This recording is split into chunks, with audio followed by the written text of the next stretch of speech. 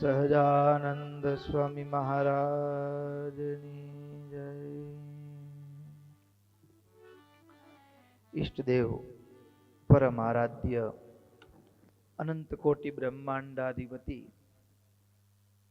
સર્વનિયંતા સર્વ અંતર્યામી ભગવાન સ્વામિનારાયણ એમના દિવ્ય ચરણ કમળ સાનિધ્યમાં ચારેકોર વીટળાઈને બેઠેલા અનંત અનંત અક્ષર મુક્તો એમની જ પાવન સન્નિધિમાં અત્રે ઉપસ્થિત પૂજ્યપાદ વિષ્ણુ સેવક સ્વામી તેમજ કથા વિલાસી એવા બાળ યુવાન વૃદ્ધ સમસ્ત ભક્તો સર્વેને ભગવાન સ્વામિનારાયણની ભાવ સ્મૃતિ સહિત સાદર જય સ્વામિનારાયણ.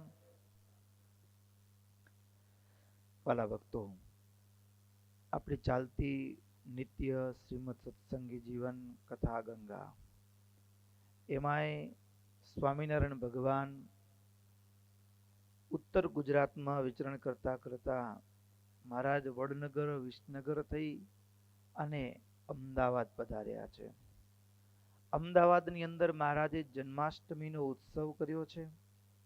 પછી દશમ અને એકાદશીના દિવસે મોટી સભા થઈ છે. આ સભાની અંદર કેટલાક સત્સંગ જેમને ન હોય એવા પણ આવ્યા છે, અને સત્સંગ ન હોય એટલે એના માટે સત્સંગના રીત રિવાજો જોઈને આશ્ચર્ય લાગે. એમાં પણ કેટલાક પરીક્ષા આવ્યા હતા, કેટલાક જણો પરીક્ષા કરવા આવ્યા હતા. અને પરીક્ષામાં પણ કેવું તો કે સ્વામિનારાયણ ભગવાન સમાધિઓ કરાવે છે, પોતાને ભગવાન કેવડાવે છે, તો શું હશે? એટલે ભગવાનની પરીક્ષા કરવા માટે કેટલાક જનો આવ્યા હતા. આમ ઊંચું જોઈ જોઈ પાછળ બધા એમ એવા ગોળમાં ગોળાકારે ગોઠવાયેલા સભાને છેડે. હા, અને એ નવા બધા પરીક્ષા કરવા આવેલા અને શું કરે છે?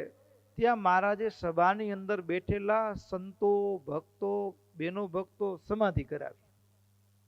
એટલે ત્યાં ઘૂસપૂસ કરતા કીધું, જોયું સ્વામિનારાયણ નાટક ચાલુ કર્યું. સ્વામિનારાયણે નાટક ચાલુ કર્યું, આવું ઘૂસપૂસ થયું તો કોઈકે કીધું કે ભાઈ એ તો હવે પોતાનું વધારવા માટે કરે છે. પણ એમાં કેટલાક વિદ્વાનો હતા, વેદાંતીઓ હતા, કર્મકાંડી હતા, બ્રાહ્મણો હતા. આપણે પરીક્ષા કરવી જો સમાધિ સાચી છે કે નહીં. એટલે સમાધિ જો સાચી હોય એની ખાતરી કરવા માટે કેટલાક જણા હતા નાડી પારખું વૈદું જાણતા. એ નાડી જોઈ હાથમાં કે ભાઈ નાડી હાથમાં નથી આવતી. એટલે પછી કોઈકે કીધું કે ભાઈ સમાધિ હોય ને તો એને તો શરીરનું કઈ ભાન હોય જ નહીં. એટલે હાથ ઉપર એના શરીરના અન્ય અંગો ઉપર ધગધગતા કોલસાના અંગારા મૂક્યા, હળગતા કોલસા મૂક્યા. હાથની ચામડી દાજી ગઈ, પણ જે સમાધિમાં ગયા છે એ તો ધામમાં ગયા છે, એને બીજી તો કઈ ખબર નથી.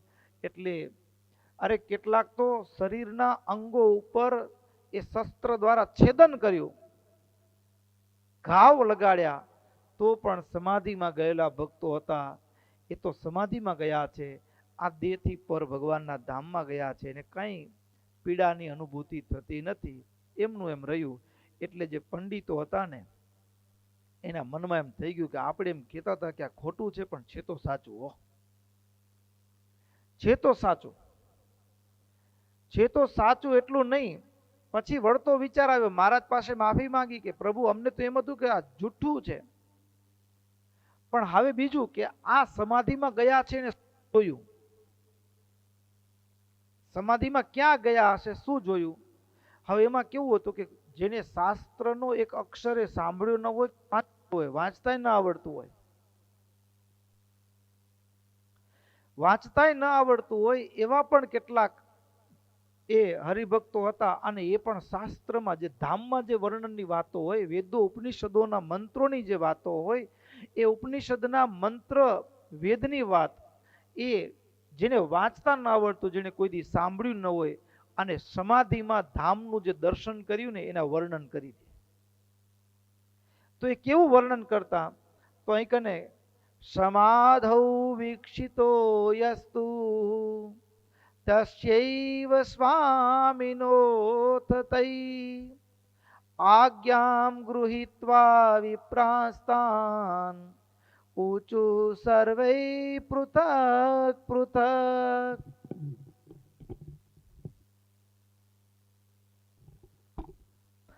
ઊચુ સર્વૈ પૃથક પૃથક. કેચિદ આહુશ્ચિદાકાશે પ્રાકૃતા તમસ પરે રાધા લક્ષ્મી સમાયુત સાક્ષાત દૃષ્ટો બ્રહ્મપુરેયમ. કેટલાકે ધામને વિશે ભગવાનનું ધામ ગોલોક જ્યાં રાધિકાએ સહિત ભગવાન વિહાર કરતા હોય એવા દર્શન કર્યા. કેટલાક જનો હતા એ તો શું તો કે શ્વેત મુક્તોથી વીંટળાયેલા ભગવાનના દર્શન કર્યા. અરે કેટલાક જે હતા સમાધિમાં એની વાત કરી કે અમે ભગવાનના એ રાસ લીલાના દર્શન કર્યા ગોલોક ધામને વિશે. કેટલાક મહાવૈકુંઠના દર્શનની વાત કરી તો કેટલાક ક્ષીરસાગરના કિનારે શેષ સૈયા ઉપર બિરાજમાન નારાયણ લક્ષ્મીજી જેની સેવા કરી રહ્યા છે એવા પણ દર્શન કર્યા એની વાત કરી. આવી રીતે જે ભક્તોને જે દર્શન થયા હતા ને એ કહેવા માંડ્યા એટલે વિદ્વાનોને થઈ ગયું કે ભાઈ આ તો કેવું છે જેને બોલતા ના આવડતું હોય વાંચતા ના આવડતું હોય અને વેદના મંત્રો બોલે શું સમજવું. એટલે બધા પંડિતો કીધું હો સમાધિ એ સાચી તમે ભગવાને સાચા.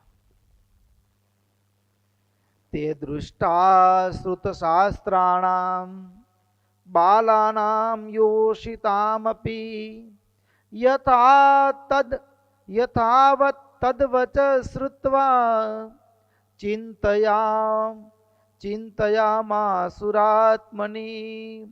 શાસ્ત્રોમાં જેવું સાંભળ્યું હતું જેવું ભણ્યા હતા એમને એમ આ જે સમાધિમાં જોયું એમને એમ કીધું. એટલે એના મનમાં જે સંશય હતો શંકા હતી એ નીકળી ગઈ. હવે કોઈકના હાથ કાપી નાખ્યા છે, કોઈકના હાથ ઉપર દગદગતા અંગારા મૂક્યા છે પરીક્ષા લેવા માટે. હા, અને ઓળખાણ નહોતી એટલે શંકાઓ પણ કરી હતી ભગવાન ઉપર કે આ ભગવાન નથી. ચારે બાજુ બીજા માણસોને ઉશ્કેર્યા પણ હતા.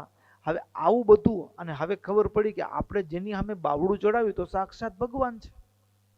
એટલે પોતાની ભૂલનો પશ્ચાતાપ કરતા થકા ભગવાનના ચરણમાં માથું મૂકી આંખમાં આંસુની સાથે પ્રાર્થના કરવા લાગ્યા, પ્રભુ અમારી ભૂલ થઈ, અમે અમારા જિંદગીમાં કેટલા કુકર્મો કર્યા છે. અને ભક્તો પશ્ચાતાપ છે ને પશ્ચાતાપ એ પશ્ચાતાપના અગ્નિ જેમ સોનું છે ને સોનું એમાં ભેગ બળી ગયો હોય. હા, 24 કેરેટનું સોનું શુદ્ધ કહેવાય ને, પછી એનામાં વળી થોડોક ભેગ બળે તો 23 કહેવાય, એનાથી જાજો ભેગ હોય તો 22 કેરેટ 20 કેરેટ. પણ જેમ જેમ ભેગ, પણ હવે એને કાઢવો હોય તો ભેગ કેમ કાઢવો તો કે અગ્નિમાં તપાવે તો પાછું એ સોનું સોડવલું એટલે કે 24 કેરેટનું થાય. એમ પશ્ચાતાપનો અગ્નિ છે એ એવો છે કે એની અંદર આપણા જીવનમાં થયેલી ભૂલો હોય પાપો હોય એ બળીને ભસ્મ થઈ જાય પશ્ચાતાપના અગ્નિમાં. એટલે આ પંડિતો એ પશ્ચાતાપના અગ્નિમાં પોતાના જીવનમાં થયેલા પાપ છે. અને બીજી વાત, જીવનમાં થયેલી ભૂલો હોય પાપો હોય ને એનો ભગવાન અને સત્પુરુષોની આગળ એકરાર કરવાનો. દુનિયામાં કોઈ માણસની આગળ આપણે ભૂલ કહીએ ને, હા, તો એ તો આપણી નબળી નસનો લાભ ઉઠાવ્યો. મારા લગે આવ્યો તો કેવો છે એ તો આપણે ખબર છે ને, મને બધું કીધું કેવું કેવું કર્યું એમ. દુનિયાની આગળ ક્યારે પણ દિલ ખોલવાનું નહીં. દુનિયાની ગમે એવી ભૂલ થઈ હોય દુનિયાના માણસની આગળ દિલ નહીં ખોલવાનું. ભગવાન અને કોઈ એવા સત્પુરુષ કે જેના ઉપર પૂર્ણ ભરોસો હોય, હૈયામાં વિશ્વાસ હોય કે એની આગળ હું દિલ ખોલીશ, મારી ભૂલ મારું પાપ પ્રગટ કરીશ. જેમ કચ્છનો ઇતિહાસ છે કે પેલો જેસલ છે, હા, અને તોરલ એક સતી આગળ પોતાનું દિલ ખોલ્યું ને તો એના પાપમાંથી મુક્ત થઈ ગયો, પાપમાંથી મુક્ત થઈ ગયો. એવી રીતે કોઈ એવા સત્પુરુષો હોય કે જેની આગળ જીવનમાં થયેલી ભૂલો, કેટલીક વસ્તુ એવી હોય ભક્તો, યુવાનીમાં વેગ હોય, યુવાનીમાં વેગ હોય ત્યારે ક્યારેક ઇન્દ્રિયો સંયમમાં ન રાખી શક્યા હોઈએ અને ભૂલ થઈ હોય, પણ પછી એ ભૂલ છે ને આપણને ડંખ માર્યા કરે કે મેં આ કર્યું છે એ ખોટું કર્યું છે. શું કરે? ડંખ માર્યા કરે. અને ડંખ છે ને એ એટલો ખતરનાક ડંખ માર્યા કરે કે એ છેટ મૃત્યુના છેલ્લા શ્વાસ સુધી ડંખ મારે. હા, પણ ભૂલ કેવી? જો ભૂલ નથી કહેતા ને તો ભૂલ સુધરતી નથી. ભૂલ નથી સ્વીકારતા, કોઈને નથી કહેતા તો ભૂલ સુધરવાની નથી. અને કહીએ છીએ તો કોની આગળ કેવી? અને કહી દઈ ને તો એક વાતે લાભ થાય, એવા પાત્ર આગળ કહેવાની, બધા આગળ નહીં કહેવાની. ખાસ ધ્યાન રાખવાનું. એનું કારણ શું? દુનિયા કાગડા જેવી. આ કાગડાનો સ્વભાવ કેવો? તો કે જે જગ્યાએ ઘા વાગ્યો ત્યાં જ આવીને ચાંચ મારે. કાગડાનો સ્વભાવ જે જગ્યાએ ઘા વાગ્યો હોય એ જ જગ્યાએ ચાંચ મારે. એમ દુનિયા તો એવી છે કે એની આગળ આપણે આપણી ભૂલ કીધી ને એટલે આપણા નબળા પાસાની એને ખબર પડી ગઈ, એટલે એ જ જગ્યાએ દુનિયામાં લોકો આગળ છતું કરે. જોયું કેવો છે? એ જ જગ્યાએ ચાંચનો પ્રહાર કરે છે, ડંખ મારે ઉપરથી. એટલે દુનિયા આગળ પોતાના દોષો છતાં કરાય નહીં, પણ સજ્જન સાધુ પુરુષો આગળ છતાં કરીએ તો ભક્તો, નહીતર એ દોષનો દંડ ભોગવવા માટે બીજા જન્મ લેવા પડે. શું કરવું પડે? એ દોષનો દંડ ભોગવવા માટે બીજા જન્મો લેવા પડે. પણ જો ભૂલ દેહ છતે કોઈ એવા સજ્જનો કે સત્પુરુષની આગળ વ્યક્ત કરીએ તો રસ્તો બતાડે, તો ભક્તો એ ભૂલનો પ્રાયશ્ચિત આન્ય દેહ થઈ જાય, એમાંથી છુટકારો આન્ય દેહ થઈ જાય. નહીતર એને ભોગવવા માટે જન્મો લેવા પડે. કેવું જોઈએ, પણ કોની આગળ? ભગવાન અથવા જે હૈયું હા પાડતું હોય એવા સાચા સત્પુરુષોની આગળ. એની આગળ દિલ ખોલીને વાત કરીએ ને, અને વાત જ્યારે આવી છે ને ત્યારે ભક્તો એક હકીકત છે, જીવનમાં છે ને એવા કોઈ સારા સજ્જનનો, ગુણાતીતાનંદ સ્વામી કહેતા, 4 સારા સાધુ ને 4 સારા હરિભગત સાથે જીવ જડી દેવો. જીવ જડી દેવો એટલે શું? એવો અંતરંગ નાતો હોય.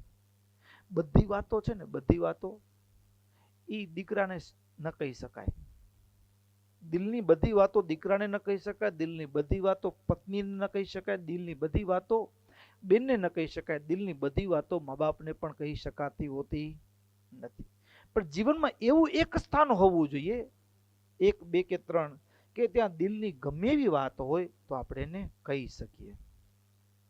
હા, તમે કોઈક યુવાન હોય અને કોલેજના સમયમાં કોઈક દીકરી સામે નજર બગડી ગઈ હોય, અને પછી થોડા ઘણા દિવસે થોડું ઘણું હાલતું હોય, ફોનમાં વાત કે ચેટિંગ હાલતી હોય, લગ્ન થાય બીજા પાસે, પછી એમ કે પેલા મારું થોડુંક ચાલતું હતું, તો એક દી ઘરે મોડો આવે ને એટલે ઓલા બાઈ તો ઘરવાળા શું શંકા કરે?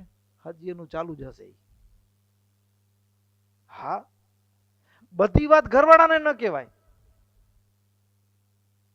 પણ જીવનમાં એક સ્થાન એવું હોય કે જીવનમાં થયેલી ભૂલો આપણે દિલથી કહી શકીએ, અને એ એવું પાત્ર હોય કે એ આપણે ભૂલ કીધા પછી એનામાંથી બહાર નીકળવાનો રસ્તો બતાવે. શું બતાડે? રસ્તો બતાડે. આપણામાં એ સ્વભાવ હોય, આપણામાં એ દોષ હોય તો દોષમાંથી છૂટવાનો રસ્તો બતાડે. તો અહીં કને જે બ્રાહ્મણો પોતાનાથી ભૂલ, એક તો પહેલી ભૂલ તો એ કે અહીંયા કને ભગવાન ઉપર શંકા કરી કે આ ભગવાન નથી. ભગવાન ઉપર શંકા કરી. બીજા નંબરે ભગવાને જે ભક્તોને સમાધિ કરાવી, તો સમાધિની ચકાસણી કરવા માટે કોઈકના હાથ ઉપર ધગધગતા અંગારા મૂક્યા, કોઈકના અંગોનું છેદન કરી નાખ્યું, અને હવે ખબર પડી કે આ તો બધું સત્ય જ છે, ભગવાન છે. એટલે દિલમાં પશ્ચાતાપ થયો, અને જીવનમાં અહીંયા નહીં, બીજી પણ પાછળની જિંદગીમાં પણ જેટલી ભૂલો કરી હતી ને, હા, એ બધી ભૂલોનો પશ્ચાતાપ કરતા આંખમાં આંસુની સાથે ભગવાનની આગળ ગદગદ ભાવે ક્ષમા પ્રાર્થના કરી છે. અદ્ભુત શબ્દો છે ક્ષમા પ્રાર્થનાના. અને ભક્તો, જીવનમાં કદાચ કોઈ સાધુને ન કહી શકો ને, સાધુને ન કહી શકો તો ભગવાન આગળ ઊભીને પણ આંખમાં આંસુ પાડીને પ્રાર્થના કરશો ને તો ભગવાનને માફ કરી દેશે. હા, કદાચ ન કહી શકીએ, કહી શક્યા તો ઉત્તમ, ન કહી શક્યા ને તો તુલસીદાસની આ પ્રાર્થના છે. આ જ પ્રાર્થના જાણે કે આપણા પોતાના હૃદયના શબ્દો હોય અને એ ભાવ સાથે જો ભગવાનને પ્રાર્થના કરી તો ભગવાન આપણને પણ માફ કરી દેતા હોય. અને એ પ્રાર્થના એ બ્રાહ્મણો કે એ જે ભગવાનની આગળ પરીક્ષા કરવા આવ્યા હતા ને ભૂલ ઓળખાઈને પછી ક્ષમા કરી છે, પ્રાર્થના કરી છે, પ્રાર્થના આપણે પણ ભગવાનને કરીએ. अपरम पार प्रभु अवगुण मोरा, अपरम पार प्रभु अवगुण मोरा, माफ करो ने मोरारी रे, अपरम पार प्रभु अवगुण मोरा, माफ करो ने मोरारी रे, अपरम पार प्रभु अवगुण मोरा, दया धर्मनी વાત ન જાણું, અધર્મનો અધિકારી રે, દયા ધર્મની વાત ન જાણું, અધર્મનો અધિકારી રે, પાપી પૂરો જૂઠા બોલો, પાપી પૂરો જૂઠા બોલો, બહુ નિરખું પર નારી રે, અપરમ પાર પ્રભુ અવગુણ મોરા, અપરમ પાર પ્રભુ અવગુણ મોરા, ભજન થાય ત્યાં નિદ્રા આવે, પર નિંદા લાગે પ્યારી રે, ભજન થાય ત્યાં નિદ્રા આવે, પર નિંદા લાગે પ્યારી રે,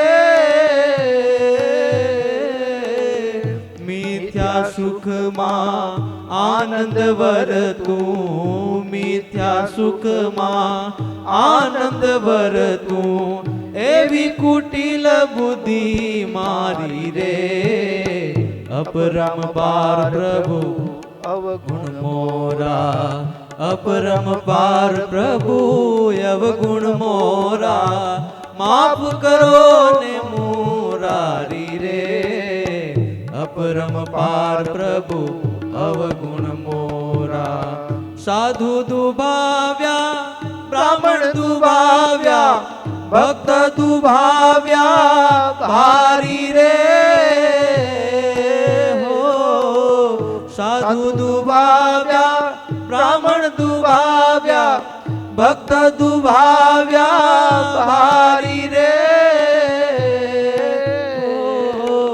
માત પિતા બંને ને દુભાવ્યા, માત પિતા બંને ને દુભાવ્યા, ગરીબ ગોદીની ગારી રે, અપરમ પાર પ્રભુ અવગુણ મોરા, અપરમ પાર પ્રભુ અવગુણ મોરા, માફ કરો ને મોરારી રે, અપરમ પાર પ્રભુ અવગુણ મોરા, આ ભવસાગર માં જળ ભર્યા, ભર્યું ભર્યું હારી રે,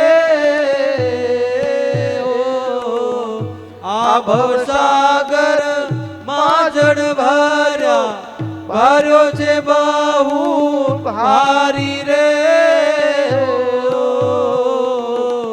તુલસીદાસ ગરીબની વિનતી, તુલસીદાસ ગરીબની વિનતી, હવે તો લે જોયું ગારી રે, અપરમ પાર પ્રભુ અવગુણ મોરા, અપરમ પાર પ્રભુ અવગુણ મોરા, માફ કરો ને મોરારી રે, अपरंपार प्रभु अवगुण मोरा, अपरंपार प्रभु अवगुण मोरा, अपरंपार प्रभु अवगुण मोरा.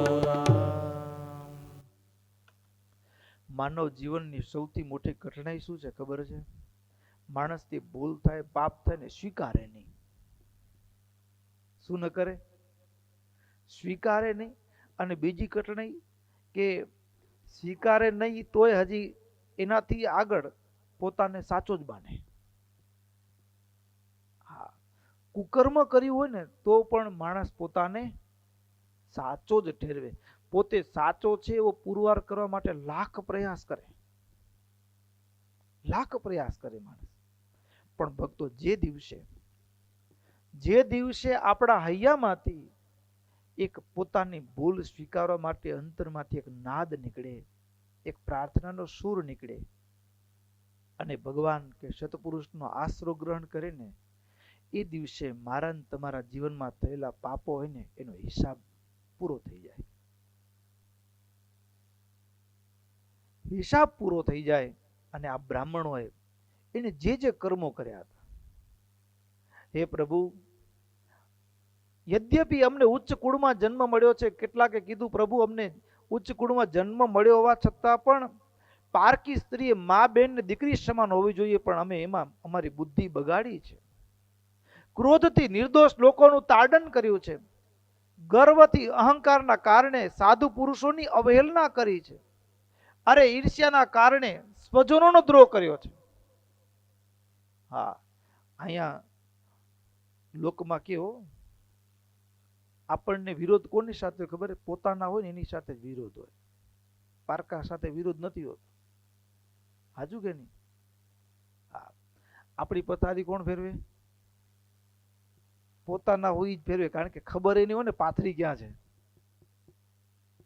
હા, એટલા માટે કીધું પ્રભુ ઈર્ષ્યાથી સ્વજનોનો દ્રોહ કર્યો છે. ઈર્ષ્યાના કારણે મારા કરતી આગળ જાય છે, વધારે થઈ ગયા, આવું છે. એટલે અહીં કને મહારાજ આગળ પ્રાર્થના કરતા કહે છે, પ્રભુ અમારા જીવનમાં અમારાથી ઈર્ષ્યાના કારણે સ્વજનોનો દ્રોહ થયો છે, લોભના કારણે કંજુસાઈને હલકાઈ કરી છે. પ્રભુ ભૂલ કરતા કેદી ભગવાનનો ડર નથી રાખ્યો, તમારો ડર નથી રાખ્યો પ્રભુ. અરે પ્રભુ, અમે કેવા છીએ? આમ પોતાનાથી જીવનમાં થયેલા પાપનો એકરાર કરી અને ભક્તો ભગવાનના ચરણમાં માથું મૂક્યું ને, અને આંખમાંથી આંસુ નીકળે, હૃદયમાંથી એક પશ્ચાતાપનો તાપ પેદા થાય ને, અગ્નિ, એમાં આપણા કર્મો બળી જાય.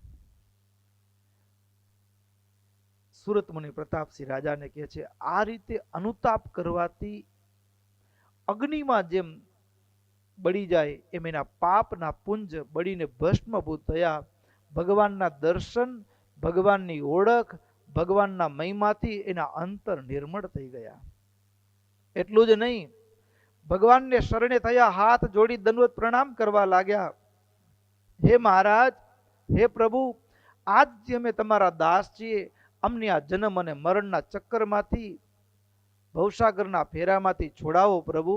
અને એ બ્રાહ્મણો ઝટપટ જે થઈ શકે એવી તૈયારીના ભાગરૂપે મહારાજ માટે એ જે કંઈ પણ હાજર હતું, એ વસ્ત્ર, આભૂષણો, અલંકારો, પોતે પહેરેલા.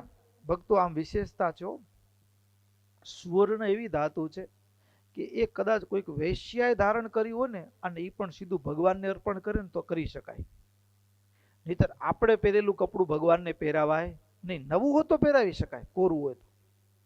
પણ સુવર્ણ એક એવી ધાતુ છે કે પોતે પહેર્યું હોય તો પણ ભગવાનને સીધું જ પહેરાવી શકાય. એટલે એને જ્યારે ભૂલ ઓળખાય ને, એટલે પોતાના અંગ ઉપરના આભૂષણો હતા, અલંકારો હતા, એ બધા ભગવાનના ચરણમાં મૂકી દીધા, ભેટમાં. અને ભેટમાં મૂકી અને ભગવાનની એ બધા જ બ્રાહ્મણોની વૃત્તિ, હૃદય નિર્મળ થયું, ભગવાનની ઓળખાણ થઈ અને ભગવાનની આરતી કરી છે. સંસ્કૃતમાં આરતી છે, જેમ આપણે જય સદગુરુ સ્વામી બોલીએ ને, એવો જ એનો ભાવ છે. જય દેવ જય દેવ જય મંગલ મૂર્તે, જય મંગલ મૂર્તે, નારાયણ પુરુષોત્તમ, નારાયણ પુરુષોત્તમ, કૃત નિજ સુખ પૂર્તે, જય દેવ જય દેવ. પ્રાકૃત તમસ પારે મહર્ષિ પ્રથમાને, પ્રભુ મહર્ષિ પ્રથમાને, શ્રી રાધા સહિત સ્વમ, શ્રી રાધા સહિત સ્વમ, બ્રહ્મપુરે માને. શ્વેત દીપ ઉદારે યુત વિરુચિ યુક્તે, યુત રવિરુચિ વિયુક્તે, અમૃત ધામની નૂતો, રમૃતે ધામની નૂતો, નિવસ શિશિત મુક્તે, જય દેવ જય દેવ. હે પ્રભુ, તમારો સર્વત્ર જયકાર થાઓ, જયકાર થાઓ. હે પ્રભુ, આપ કેવા છો? તો કે અહીં કને શબ્દ પ્રયોગ કર્યો, કૃતનિજ સુખ પૂર્તે. તમે તમારા ભક્તોના બધા જ મનોરથ પૂર્ણ કરનારા છો. મંગલ મૂર્તિ છો, ભક્તોના મનોરથ પૂર્ણ કરનારા છો. આ દુનિયામાં કોઈ પણ માણસ જન્મે ને, હા, બધાને એમ થાય કે હું ધારું એમ થાય. ઈચ્છા બધાને એમ હોય હું કહું એમ કરો બધા, પણ કાંઈ ધાર્યું આપણું હાલતું નથી. આપણી ઈચ્છા મુજબ થતું નથી. થાય છે આપણી ઈચ્છા મુજબ 2-5% નથી થતું. હા, આપણે મથીએ છીએ એમ કે હું ધારું, હું કહું એમ, હું ઈચ્છું એમ થાય, પણ થતું નથી. શું કામ? આપણે આપણી ઈચ્છા પ્રમાણે કરવા માટે જે પ્લાનિંગ કરીએ છીએ, એના માટે પ્રયાસ કરીએ ને માણસ પોતાનું ધાર્યું કરવા માટે, એ જ ખોટું છે. રસ્તો જ ખોટો છે. વાસ્તવમાં પોતાનું ધાર્યું કરાવવું હોય ને, તો એના માટે એક સરસ મજાનો ઉપાય છે. શું? તો તમારું ધાર્યું પણ થાય, તમે બોલો એ થાય.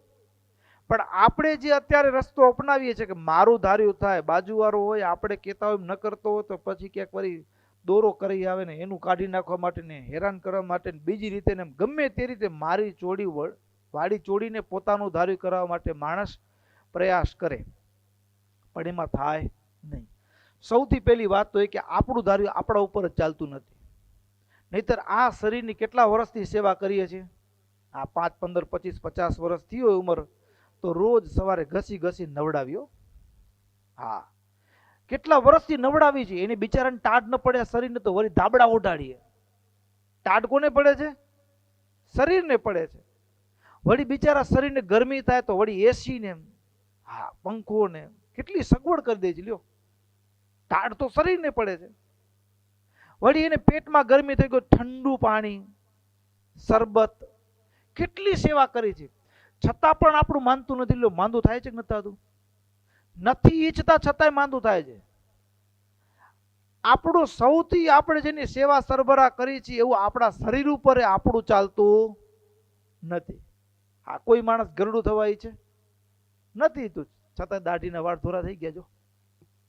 હા, હમણાં માથે ટાલ પડી જાય, અંદર ફર્નિચર રજા લઈ જાય, દાંત બાત, હા, આંખે પછી દેવતાઓ ધીમે ધીમે હડતાલમાં જવા માંડે, કાને સંભળાઈને કોઈ પૂછે, હા, આ બધું ધીમે ધીમે બધું ફર્નિચર ગાયબ થવા માંડે. પછી ગુડિયા વેલો એમાં એન્જીસ કડાકા કરતા હોય. આપણું ધાર્યું આપણા શરીર ઉપર પણ ચાલતું નથી. તો દુનિયામાં કોના ઉપર ચાલે? લ્યો, ચાલે? ન ચાલે. પણ ભગવાન કેવા છે? જો ધાર્યું કરવું હોય ને તો એક જ ઉપાય, ભગવાનના શરણે જઈએ, ભગવાનનું ભજન કરીને તો આપણું ધાર્યું એ થાય. આપણું ધાર્યું પણ થાય. કેવી રીતે? તો પહેલું જ વચનામૃત ગઢડા પ્રથમ પ્રકરણનું, મહારાજ કે જેના મનની વૃત્તિ ભગવાનના સ્વરૂપમાં અખંડ રહેતી હોય, એ જો જીવ, ઈશ્વર, માયા, બ્રહ્મ એને દેખવાને ઈચ્છે તો તત્કાળ દેખે. ભગવાનના ગોલોક, વૈકુંઠ આદિ ધામને પણ દેખવાને ઈચ્છે તો તત્કાળ દેખે.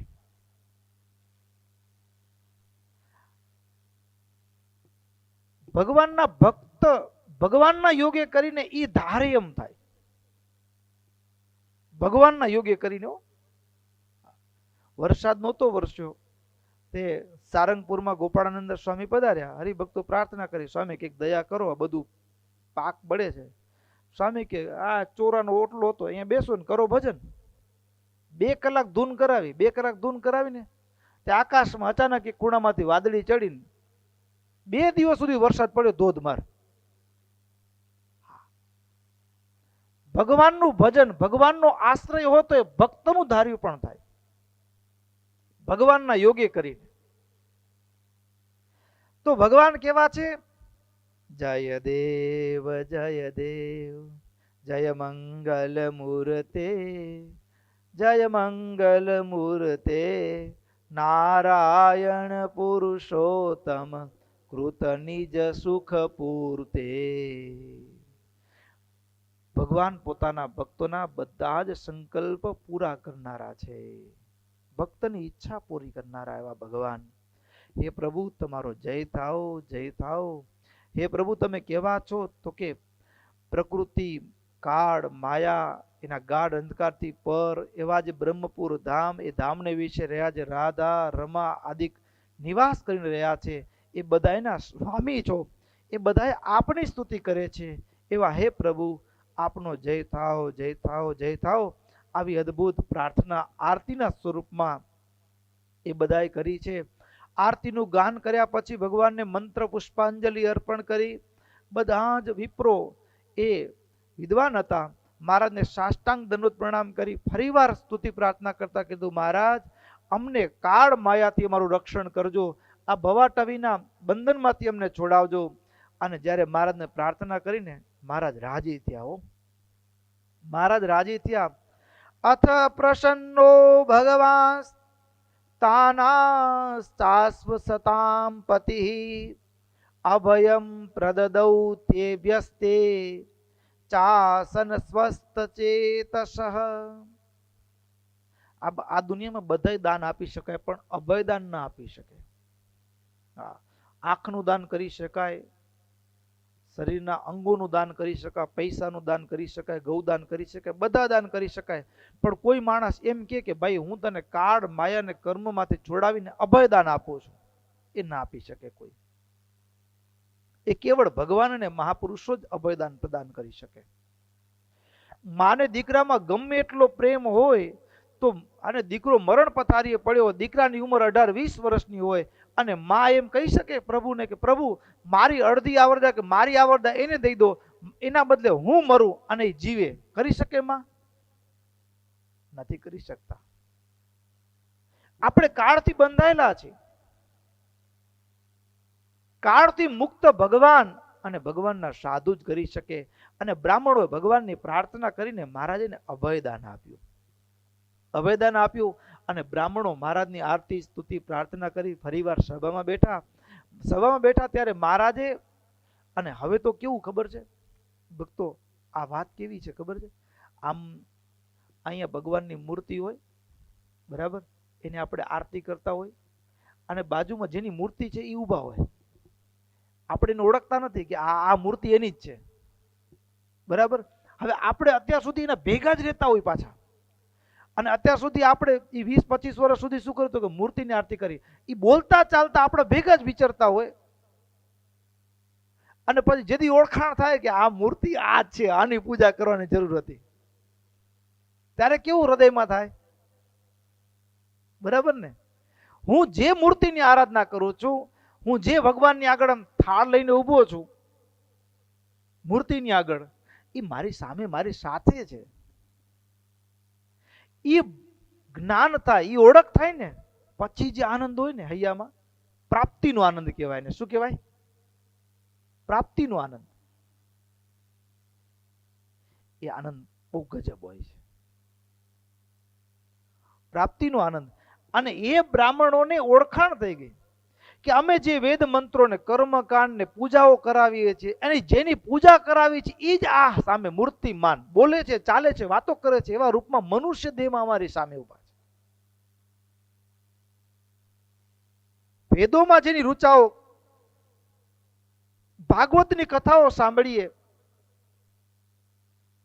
ભાગવતની કથાઓ સાંભળીએ, જે ગોપીઓની સાથે રાસ રમનારા ભગવાન છે, જે અગાસુર બગાસુર પૂતના આદિકનો નાશ કરનારા જે ભગવાન છે, જે ભગવાને ટચલી આંગળી ઉપર ગોવર્ધન ધારણ કર્યો છે, એ મારી સાથે માણસના દેહમાં માનવ જેવા બનીને આમ ઊભા છે.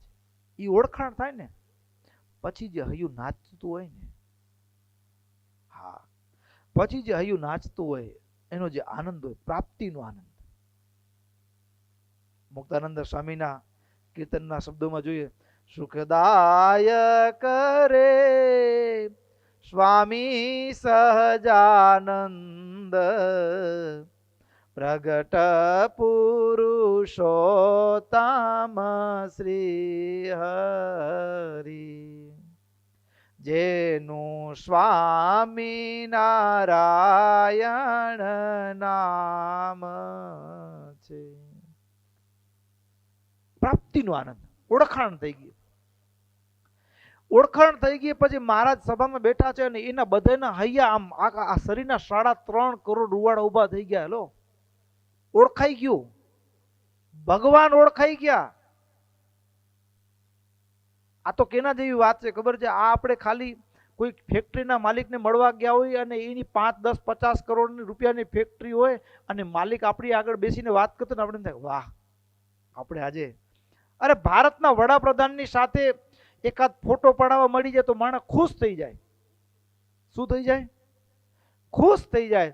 આ તો કેવી વાત છે? તો કે આ જે ઝાડ પાડ અહીંયા ગોટલી વાવો ને એમાંથી આંબો જ થાય, એ સેટિંગ કોણે કર્યું? હવે વડલાનો ટેટો ને એમાં એક એક દાણા જેટલું, રાઈના દાણા જેટલું બીજો ને એનામાંથી આટલો ગેગુર વડલો થાય. આ અનંત 84 લાખ આ આખું બ્રહ્માંડનું સર્જન કરનાર, આવા અનંત બ્રહ્માંડોનું સર્જન કરનાર એ ભગવાન, એ ભગવાનને હું બોલું છું, એની સાથે વાત કરું છું, એની ઓળખાણ મને મળ્યા છે, મારી સામે ઊભા છે. કેટલો આનંદ! એ ભગવાન જેના આંખના પલકારે ઉત્પત્તિ સ્થિતિ ને પ્રલય થાય, એ ભગવાન. અને ઓળખાણ થયા પછી આ શરીરના 3.5 કરોડ રૂવાડા ઊભા થઈ ગયા, હૈયું નાચતું હતું. અને મહારાજે સભામાં મહારાજની આગળ બેઠા છે. મહારાજ બ્રાહ્મણોને કે, બ્રાહ્મણો, હે વિપ્રો, ભૂદેવો, આજથી તમે અમારા થયા, એટલા માટે તમને હવે જન્મ મરણનો ભય રાખવો નહીં. તાન આહ હરિર યુયમ આદ્ય પ્રભુતિ ભો દ્વિજાહ સર્વૈ મદિયા ભવત ત્રાસ કાર્યો ન સંસ્રુતે, ત્રાસ કાર્ય ન સંસ્રુતે. તમે અમારા થયા એટલે આજથી તમારે હવે જન્મ મરણનો ડર રાખવો નહીં.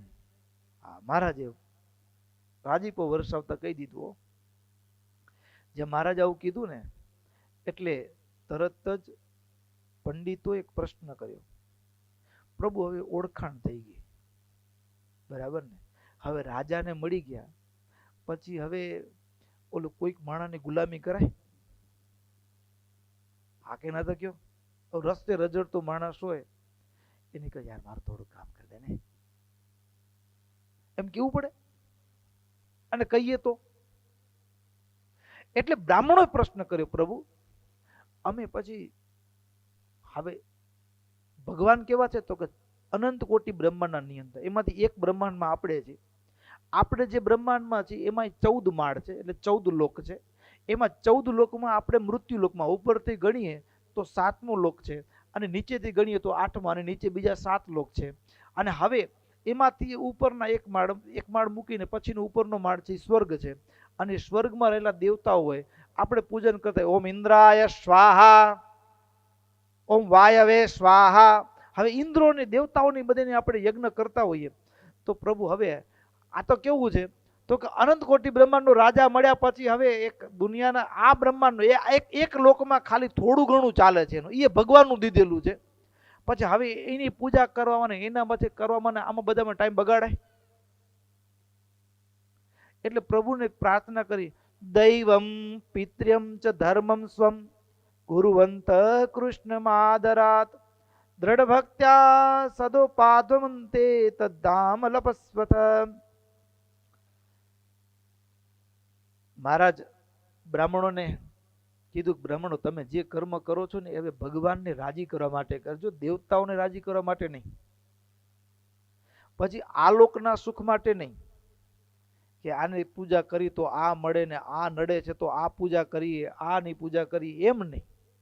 હવે કેવળ ભગવાન નારાયણને પ્રસન્ન કરવા માટે કર્મ કરજો, આવું મહારાજ કીધું ને. તરત પંડિતો કીધું મહારાજ પછી અમે બધું આ કર્મકાંડ કરાવીને હવે અમને કરવાની કઈ ઈચ્છા નથી, તમે મળી ગયા, હવે પૂરું થઈ ગયું. કરી કે ન કરી? હા, કરીએ કે ન કરીએ? શું કામ? ઓળખાણ થયા પછી હવે પાછી એ ભૂલ કરાય? કરીએ કે ન કરીએ પ્રભુ? હવે કર્મકાંડ અનુષ્ઠાનો હોય, દેવ સંબંધી કર્મ હોય, પિતૃ સંબંધી કર્મ હોય, આ બધા કર્મ અમને કરવું પડે, કરતા હોઈએ, અને એ પેટનો ખાડો પૂરવા માટે કરતા હોઈએ, આજીવિકા માટે કરતા હોય, તો કરવું કે ન કરવું? શું કામ? તો કે હવે ઓળખાણ થઈ ગઈ, પ્રાપ્તિ થઈ ગઈ. અને એ પણ પ્રાપ્તિ કેવી ભક્તો? પ્રાપ્તિ પણ એના હૈયામાં આનંદ કેવો છે એના પણ શબ્દો ભક્તો પ્રેમાનંદ સ્વામી કીર્તનમાં ગાયા છે. આ બ્રાહ્મણોને જે હૈયામાં ઓળખાણ થયા પછી જે ખુમારી છે ને એ કેવી? તો કે જે અનંત કોટી બ્રહ્માંડનો નિયંતા મારી સામે બેઠા છે, અને હવે હું બીજાની પૂજા પ્રાર્થના કેમ કરી શકું? રાજા બેઠો હોય અને હું હતી એ જ રાજસભાની અંદર બીજા કોઈ એનો હમાલીઓ હોય, નોકર હોય, એના પગ પકડું કે મને બચાવ, મને બચાવ, મારી રક્ષા કરતું, કેવું લાગે? બરાબર ને?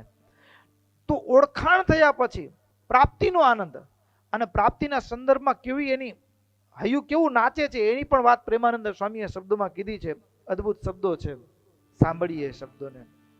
આજ સફળ થઈ આખડી જોઈ છબી સુખકારી, આજ સફળ થઈ આખડી જોઈ છબી સુખકારી, શોભા શ્રી ઘનશ્યામની ત્રિભુવનથી ન્યારી, હો આજ સફળ થઈ આકડી જોઈ છબી સુખકારી, ભાલ વિશાળમાં શોભતી કેસર કેરિયાળ, ભાલ વિશાળમાં શોભતી કેસર કેરિયાળ, ચાંદલિયો કંકુતણો જોઈ જોયા કેરી ચાળ, હો આજ સફળ થઈ આખડી જોઈ છબી સુખકારી, હો ભ્રકુટી વાકી નાસા નામણી લોચન રંગ ચોડ, શોભે છે ચિતરું ચોરતા, રૂડા કરણ કૌડ, આજ સફળ થઈ આખડી જોઈ છબી સુખકારી, જોઈ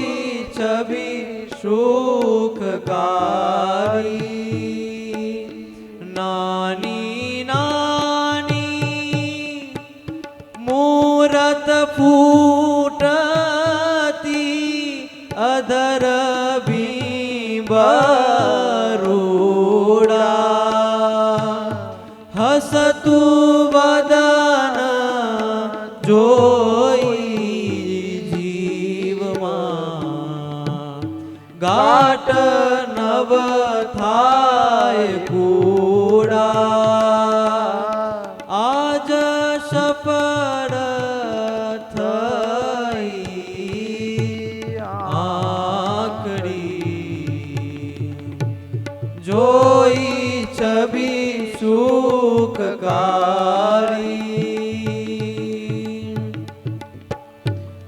ચીંબુક તણી શોભાગાણી કંઠે કંબુસમાન હો અનંત ઉર છબી નીરખી પ્રેમાનંદ ધરી ધ્યાન પ્રેમાનંદ ધરી ધ્યાન આજ સવડ થઈ આકડી જોઈ છબી સુખકારી જોઈ છબી સુખકારી જોઈ છબી સુખકારી ઓળખાણ થઈ. પ્રભુ, અત્યાર સુધી અમે ભગવાનના સ્વરૂપમાં ભેદ માનતા હતા, અત્યાર સુધી અમારી અણસમજણ હતી, પણ હવે ઓળખાણ થઈ છે આપની, અને આ જ મૂર્તિ, આ આંખ સફળ થઈ. આજે આંખ, આજે નજર સામે દેખાય છે મૂર્તિ, બાલમાં કેસરની હાડ, કંકુનો ચાંદલો, મનને હરતા ભગવાનના નેત્રો, એ આવી મૂર્તિના દર્શન જે થઈ રહ્યા છે પ્રભુ, હવે આપને મૂકીને અમારું મન હવે એ વૃથા કલેશમાં, એટલે કે આ બધું કર્મકાંડ કરવું, આ બધામાં જાવું, એવું અમારું મન લાગતું નથી. હવે કરી કે ન કરી, અમે કરીએ કે ન કરીએ, અને હવે કઈ પ્રયોજન દેખાતું નથી કરવાનું. ત્યારે ભક્તો મહારાજ કહે છે, યોયમ ધન્યાસ્તભો વિપ્રાહા શ્રુતમ હિ સફલીકૃતમ પુંસામ ભક્તિ વિહીનાનામ કિમ ફલમ શાસ્ત્ર પેટકૈ. મહારાજ કહે, વિપ્રો, ભૂદેવો, તમે ધન્ય છો. તમે ભલે શાસ્ત્રો ભણ્યા પછી જે પામવાનું છે, હા, શાસ્ત્રો ભણ્યા પછી જે ભગવાનની વિશે ભક્તિ જાગૃત ન થાય ને, તો શાસ્ત્રો પણ ભાર રૂપ લાગે.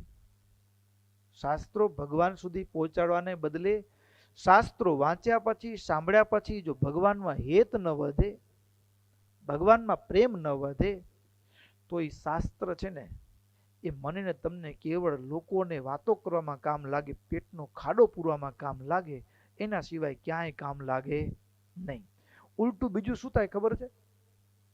હા, એનાથી ભગવાનમાં હેત ન થાય ને એટલે ભજન ન થાય, અને ભજન ન થાય એટલે ભક્તો આપણને સહેલું લાગે.